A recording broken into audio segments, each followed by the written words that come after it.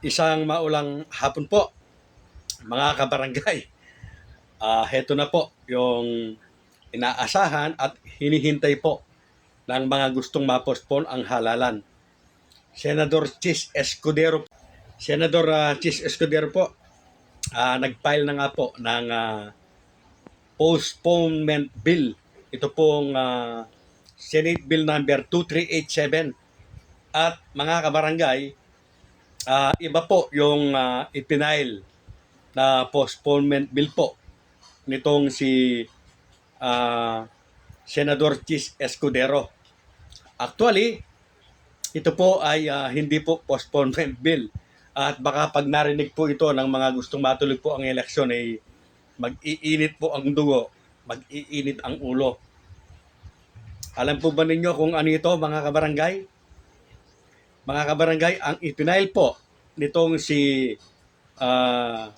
Senate o Senador Chis Escudero, ito nga pong Senate Bill number 2387 ay term fixing. Yes po, term fixing na naman po na mula po sa bagong batas na RA 12232 na 4 years term po, yung sa kanya pong inihain ngayon ay gagawin na pong 5 taon. Yes po, 5 taon na. Dahil daw po ang mga barangay captains, mga kagawad, ay mga frontliner. Yes po, tama po. Totoo naman po yan, mga kabarangay. At para daw po mas marami po silang magawa. So, yan po yung para sa party po ng mga gustong matuloy ang halalan ay masama at masakit na balita. At masayang balita naman po para po sa mga gustong ma-postpone po ito. Sa ganang akin po ay wala pong problema yan. Lalong-lalo na po kung matitino ang mga barangay officials ng isang barangay. Medyo magkakaproblema lamang po tayo kung ang mga barangay officials po ng isang barangay ay mga inutil at mga wala pong ginawa. So, hindi na natin muna paabain pa po ito, mga kabarangay. Abangan na lang natin po ang mga susunod na kabanata. So, yan po yung breaking news. Yun po yung update patungkol po sa barangay at SK election. Mga kabarangay, lilinawin lamang po natin.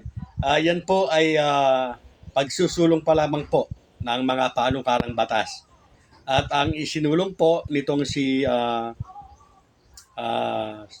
Senador Chis Escudero ay siyempre po dadaan po yan sa proseso.